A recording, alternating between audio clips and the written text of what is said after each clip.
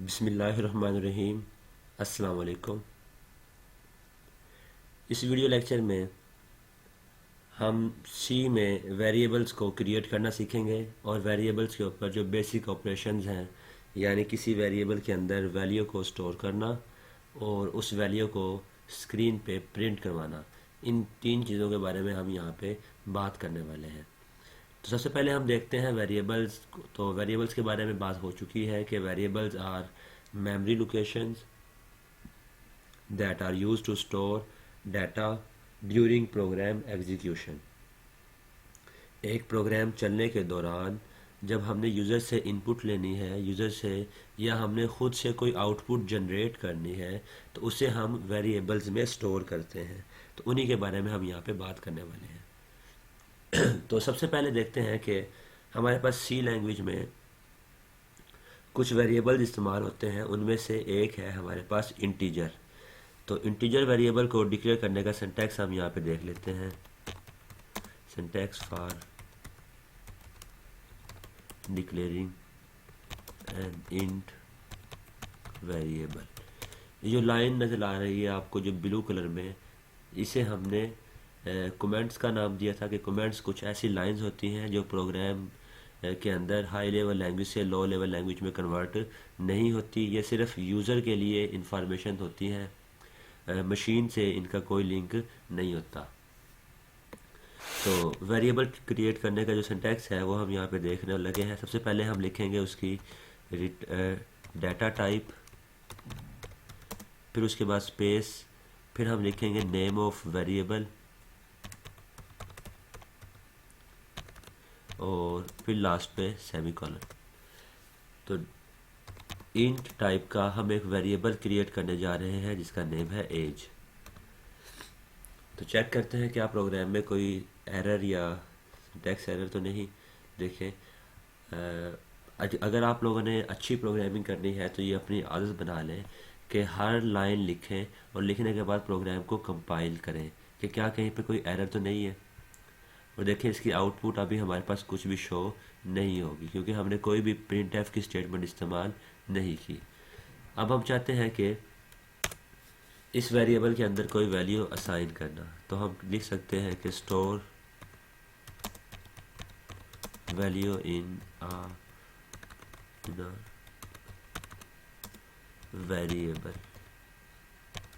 तो इसका सिंटैक्स हमारे पास ये है कि पहले हम लिखेंगे नेम ऑफ वेरिएबल, फिर इक्वल का साइन, और यहाँ पे हम लिखते हैं वैल्यू और फिर semicolon.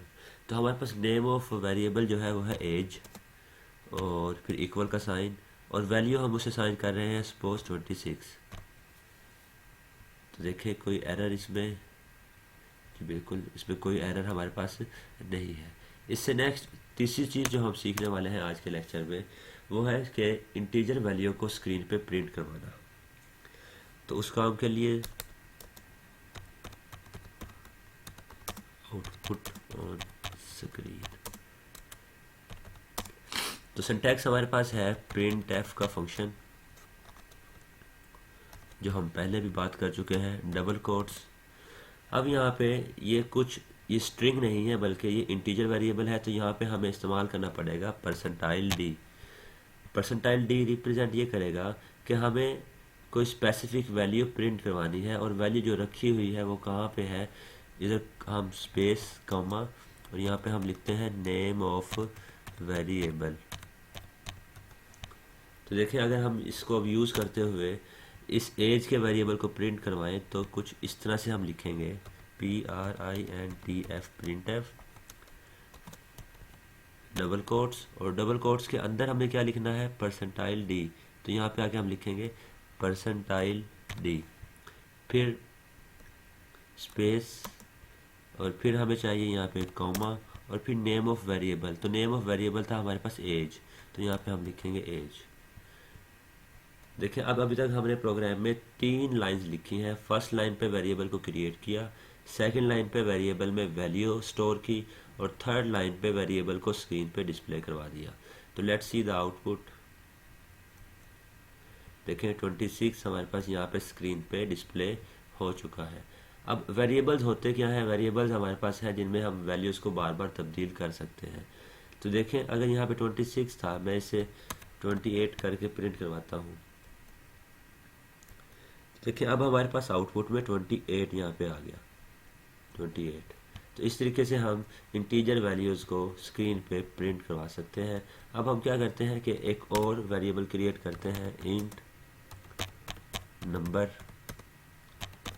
Number equal to 1009 and फिर हम इसे स्क्रीन पे प्रिंट करवाते हैं। तो print F double quotes percentile D और यहाँ पे आके हम लिखेंगे नंबर और लास्ट पे सेमीकोलन। तो यहाँ पे हम स्पेस भी यूज़ करेंगे। अब ज़रा देखिए हमारे पास दो चीज़ें हैं प्रिंट एफ की स्टेटमेंट, एक ये वाली और एक ये लाइन नंबर 17 और लाइन नंबर 14। अब अगर इन्हें प्रिंट किया जाए देखिए आउटपुट में 281009। अब दोनों में डिफरेंस नहीं आ रहा कि फर्स्ट लाइन की आउटपुट कौन सी है और सेकंड लाइन की आउटपुट कौन सी है। तो इस मकसद के लिए हमने लास्ट लेक्चर में एस्केप सीक्वेंसेस पढ़े थे। तो हम हर प्रिंट एफ की स्टेटमेंट जहाँ पे एंड हो रही है, डबल कोट्स जहाँ पे एंड हो रहे हैं, उसके अंदर आके हम यूज़ करेंगे बैकस्लैश एन।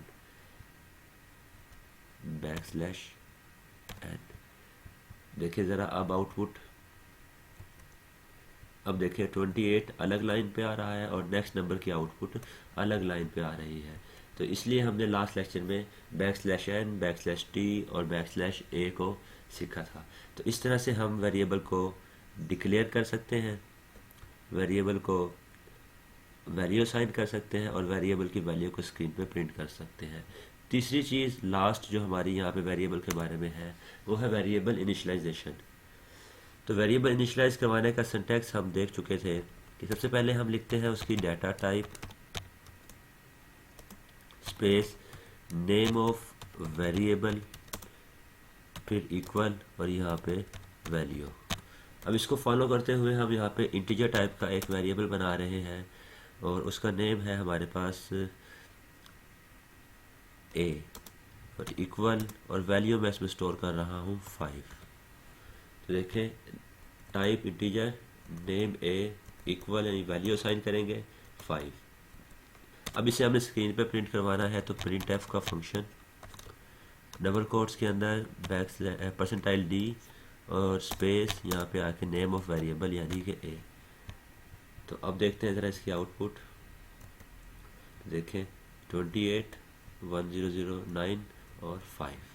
तो स्टूडेंट्स ये था हमारा आज का वीडियो लेक्चर जिसमें हमने प्रिंट एफ के बारे में प्रिंट एफ के ज़रिए से इंटीजर वेरिएबल को स्क्रीन पे प्रिंट करवाना सीखा और इंटीजर वेरिएबल को डिक्लेयर करना और इनिशियलाइज करना सीखा। मिलते हैं नेक्स्ट वीडियो में, तब तक अल्लाह हाफिज़।